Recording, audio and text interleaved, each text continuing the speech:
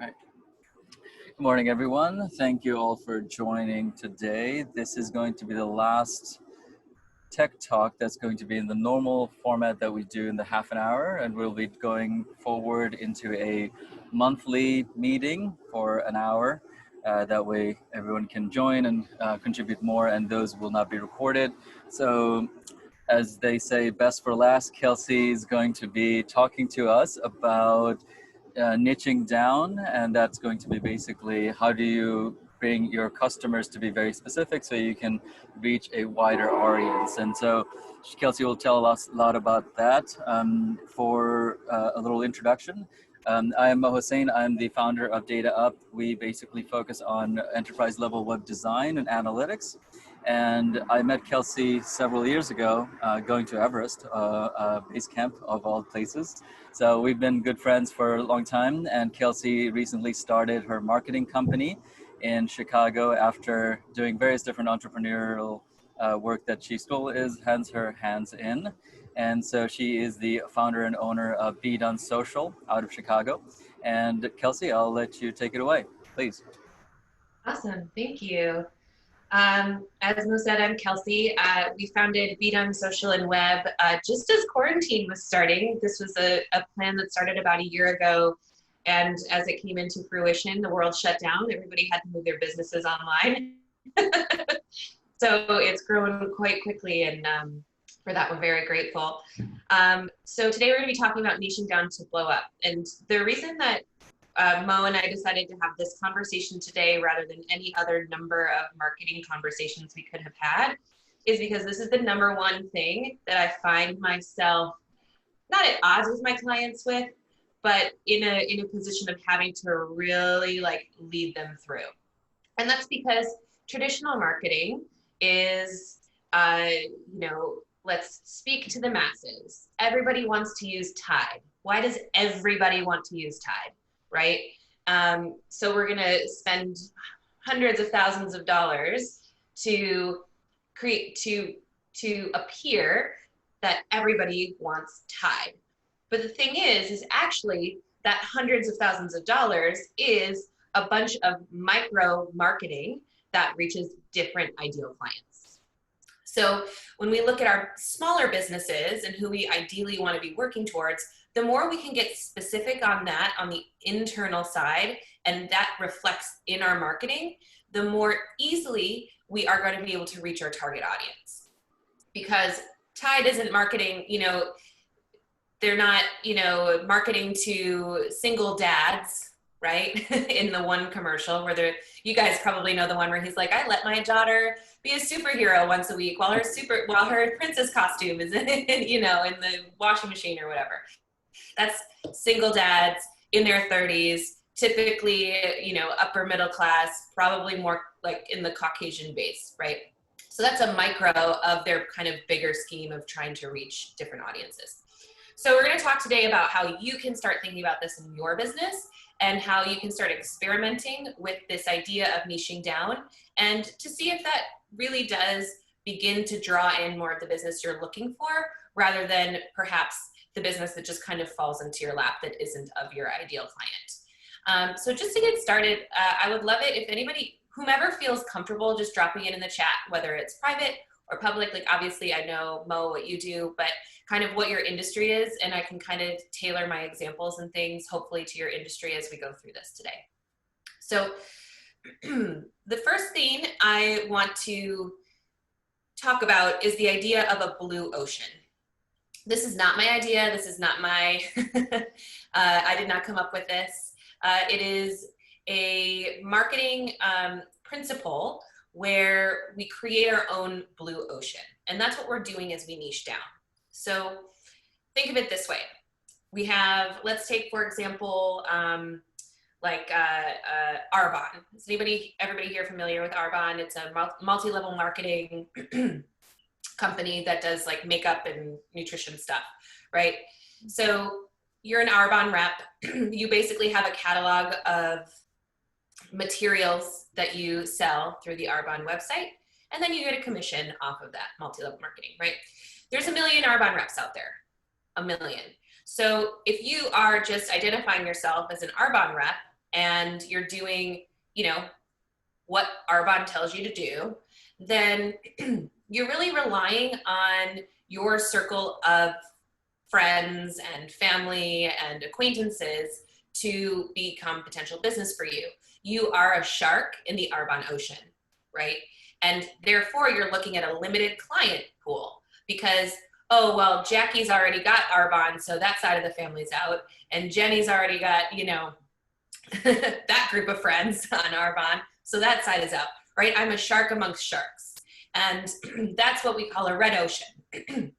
When we have a scarcity of clients, when there is a lot of direct competition, and it's like we're all trying to get the fish, right? Creates a red ocean. Kind of a gruesome metaphor, but I didn't come up with it, like I said. So what we want to do is create a blue ocean for ourselves. And a blue ocean is when we diversify ourselves just enough so that our clients can find us, and we are the only one really doing what we do in the way that we do it. So let's take the example of I have a client, for example, who's a divorce attorney. There's a million divorce attorneys out there.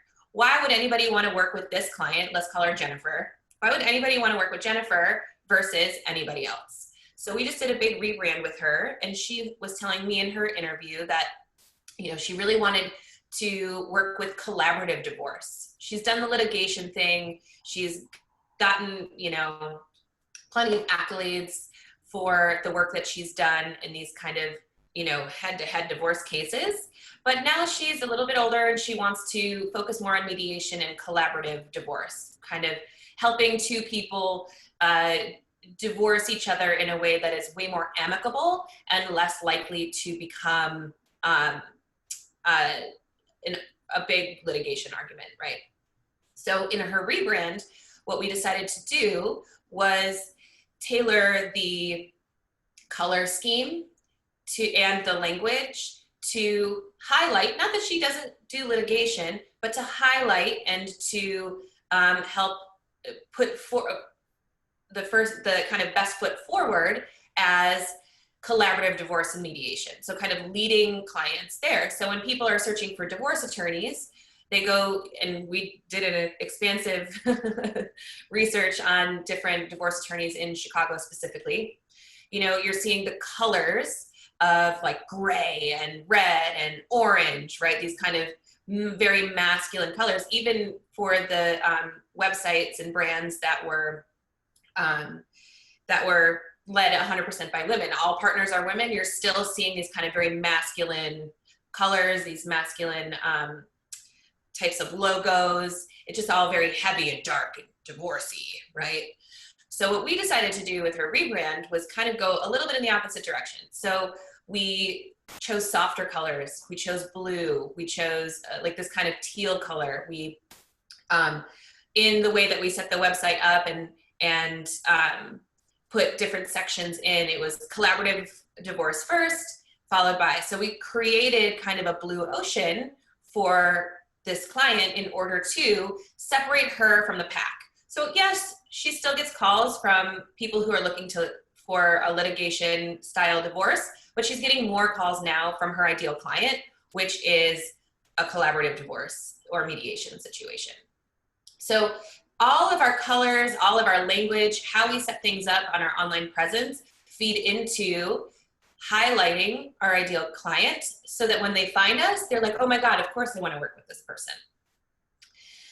So when it comes to putting this into practice, there's kind of the classic way to do it. And by classic, I mean in the last, 10 years of creating kind of your marketing avatar. You might call this your ideal client profile or an avatar, or you'll see it a bunch of different ways. But essentially what this is an embodiment of your ideal client on paper. How old are they? You can give an age range. Do they identify as masculine or feminine? What is the industry that they're in? How much money do they make? What are the podcasts, like down to what podcasts do they listen to, right? And oftentimes this is a reflection of either our favorite client that we've ever worked with, if you've been in your industry for a while, or it is a reflection of what you imagine would be your ideal person to work with.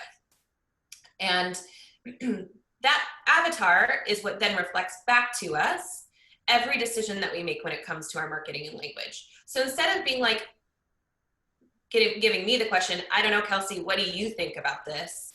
I go, okay, what does your ideal client think about this? Are they gonna like this greeting? Are they gonna like this color? Are they gonna be attracted to X, Y, and Z, right? So we take it out of our own personal opinion and put it in this avatar, and that becomes our touchstone for all decisions.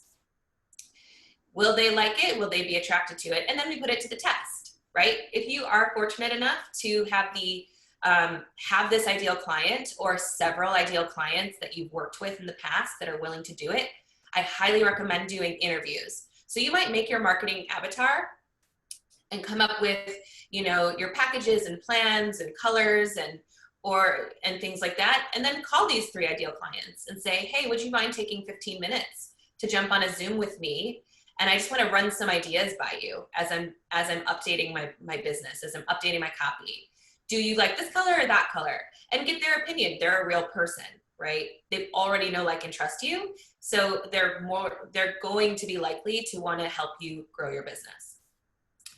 But if you don't have that, no big deal. You can still create it and then put it to the test as you go out into the world and create this online platform, this calling card, if you will, online for who you are, what you do, and who you want to work with.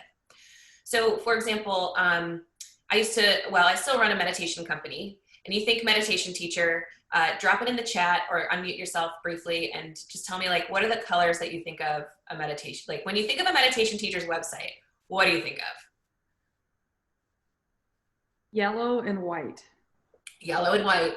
Mm-hmm. I think of like blue and green. Yep. Like those kind of like these pictures. Yeah. Mm-hmm. Yep. Yeah. So when I was putting together my brand for my meditation website, number one, that's just not my personality. You would never catch me in a white anything. I immediately will get, coffee or ketchup or whatever on it. Like, I don't wear white. It's not true to who I am. It's not true to me. And it's not true to the clients that I was working with. Most of my clients in my meditation business and coaching business are kind of like, they're adventurers, right? They might have their day job, but they, fly to Bali and go hiking. I don't know. Or they have like some sort of creative artistic pursuit, and they're very multifaceted people. And when I was putting my website together for this, I was like, I want to be like the rock star, like the rock star version of a meditation teacher. I'm in a band. I'm not going to hide that. Like, normally my hair is purple or pink or something.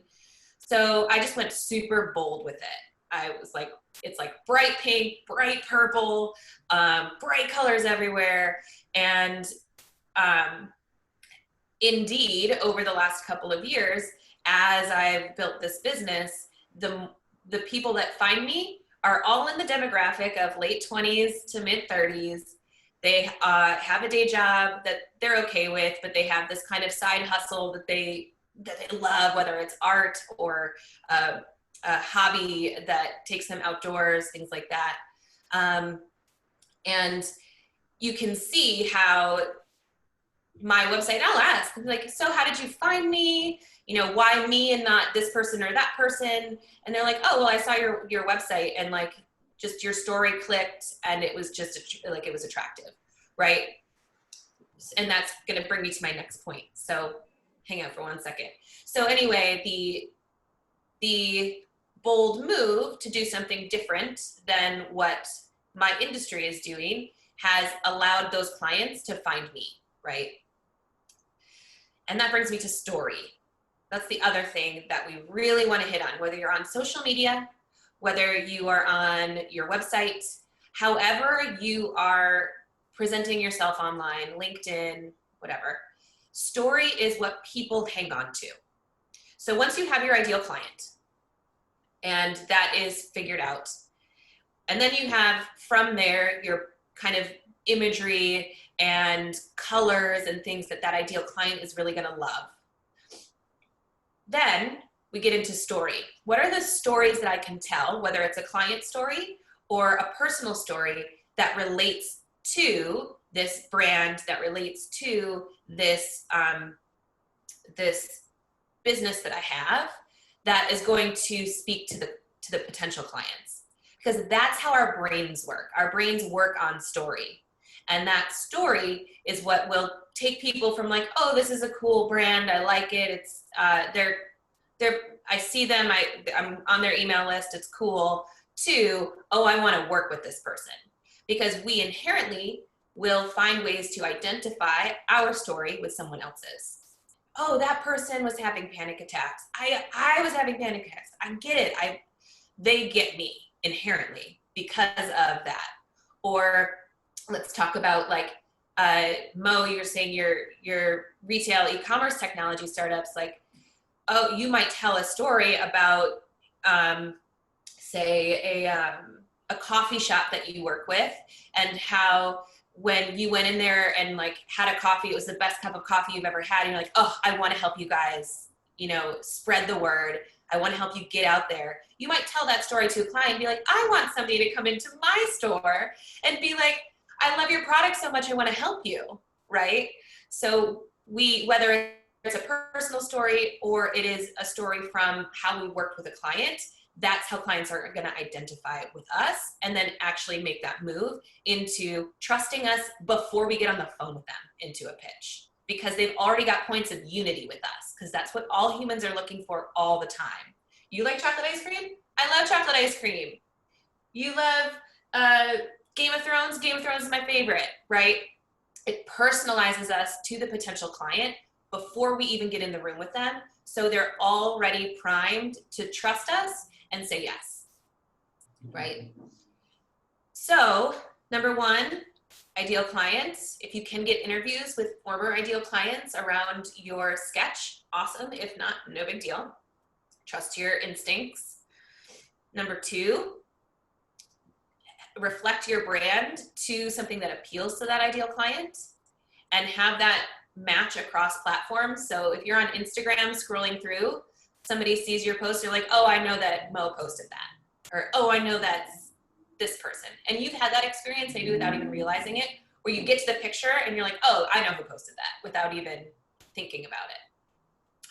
And then from there, how do you infuse your brand with story? And that story is really going to set you apart and help those people identify with you before you get in the room with them. So those are kind of the three main elements, and they can be used across platforms. Really the kind of umbrella to this is that ideal client. So starting there to figure out that niche, yeah, and to make a bold move. Here's the other fun thing. Nobody's watching your business as closely as you are. So if you try something and it's not landing, try something else. Nobody's really going to notice. You'll be like, oh my God, what if I change this color? Nobody will notice. That's really interesting. Kelsey, I have a question around the story aspect of it. So let's say that you're posting a Facebook post, right? Unless someone's already familiar with your brand and story, you don't have the space, right? To have a whole story. So how would you create something short and like to the point for something like that? Great question. So you don't have to go into the whole thing, right? Most stories have multiple elements to them or multiple stages.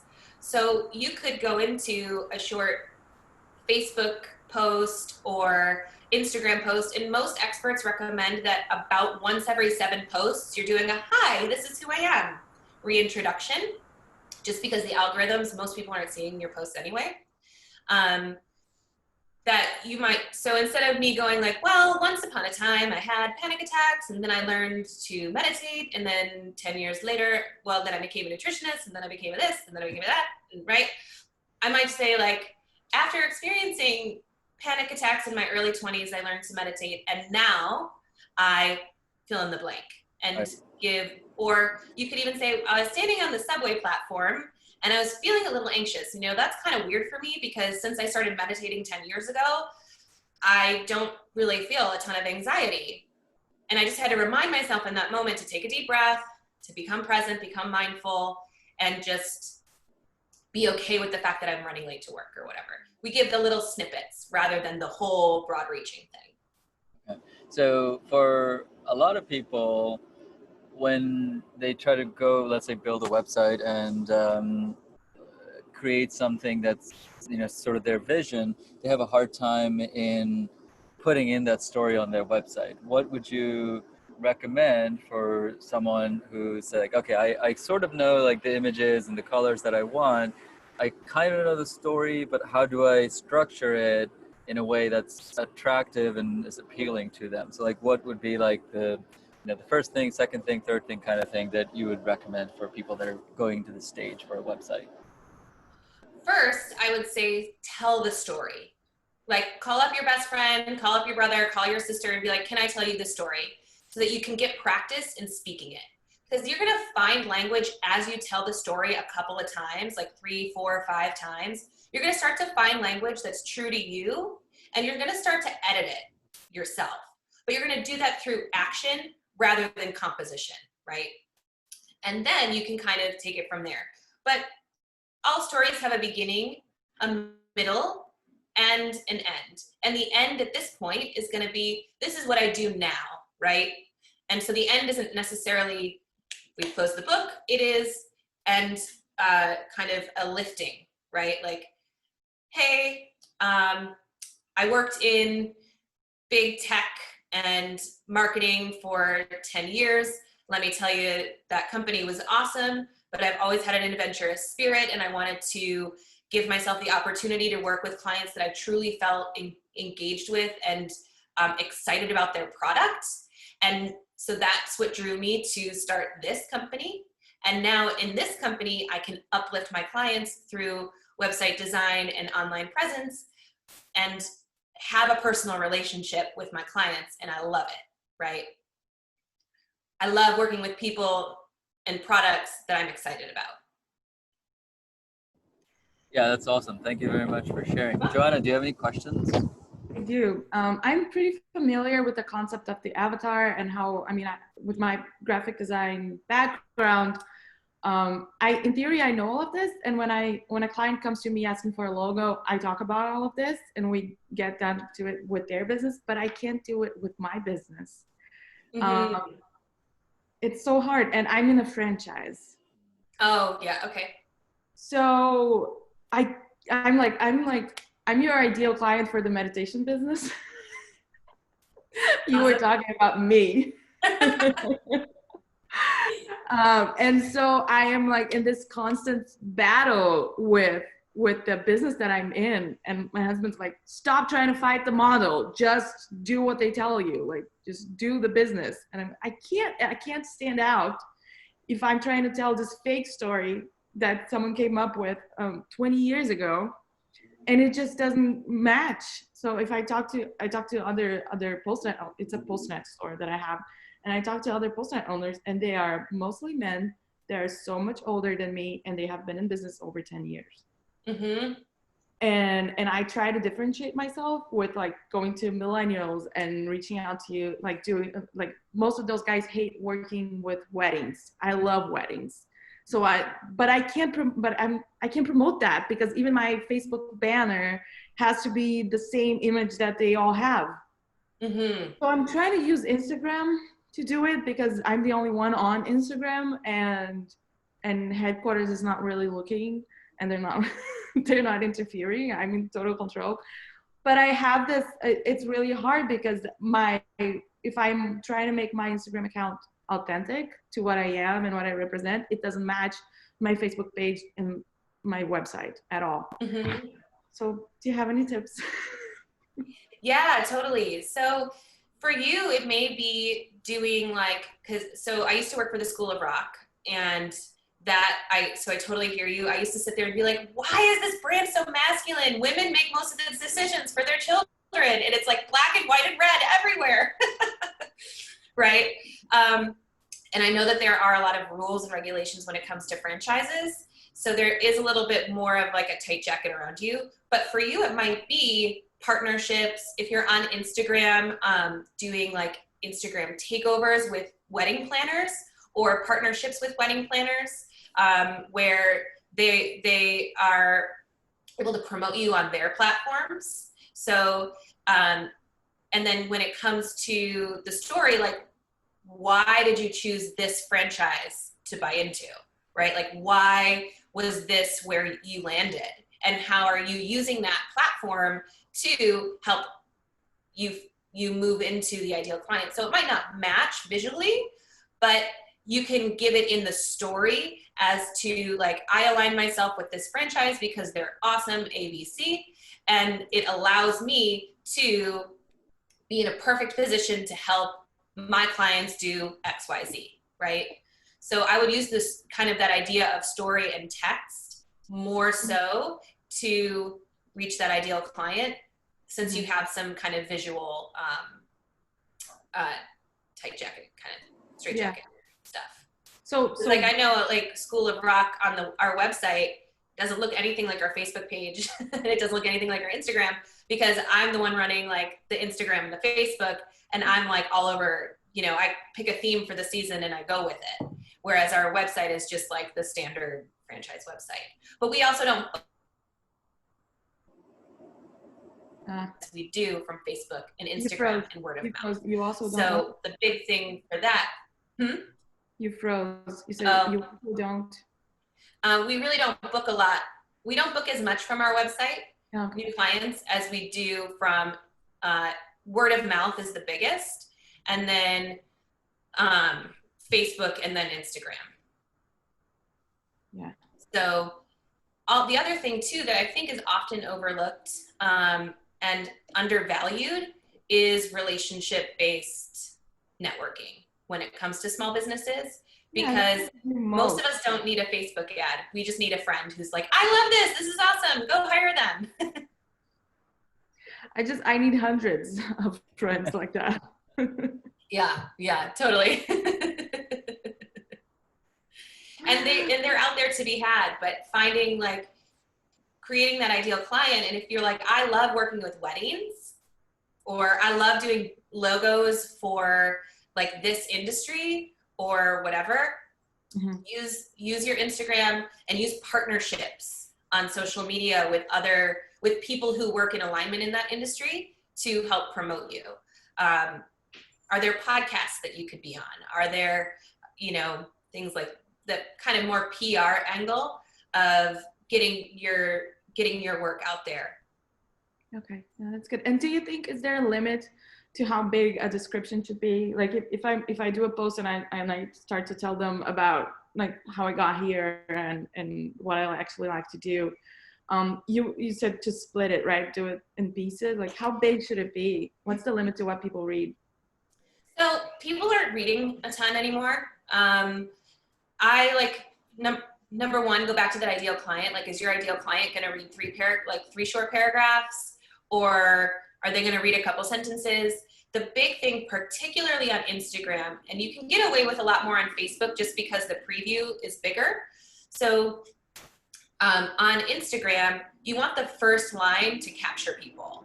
So you want them to be like, oh my God, what are they talking? Like, what? And then hit the ... right? So they get a little bit more. Without going into Instagram Reels and IGTV and all of that stuff, which is just a whole other ball game. Really, it's that like first sentence, the image with the first sentence really being something that captures the interest to want more. Okay. Yeah. Good. Thanks. You're welcome. Fantastic. All right, we're just about running out of time. So thank you very much, Kelsey. Just a quick wrap up. So this discussion was about niching down your ideal clients. And the 3 steps that I took away from it was finding a favored client, or if you don't already have one, figure out who would be that client, talk to them, and figure out as much as you can about them. That's step 2. So what do they like? What do, what kind of messages work for them? And then from there, step 3 is kind of putting that all into one package and saying, these are the colors they like, these are the messaging, this is the story that's going to appeal to them, and the images that connect with them, etc. And then just going after Facebook, Instagram, your website, and doing it again. So that's what I understand. Thank you very much, Kelsey. If you are interested in getting in touch with Kelsey at this, she has a marketing company, Be Done Social, in Chicago. You can reach her through bedonsocial.com or hello@bedonsocial.com. Thank you very much, everyone. I appreciate your time and enjoy your weekend. Bye. Talk to you Thank soon. you. Bye.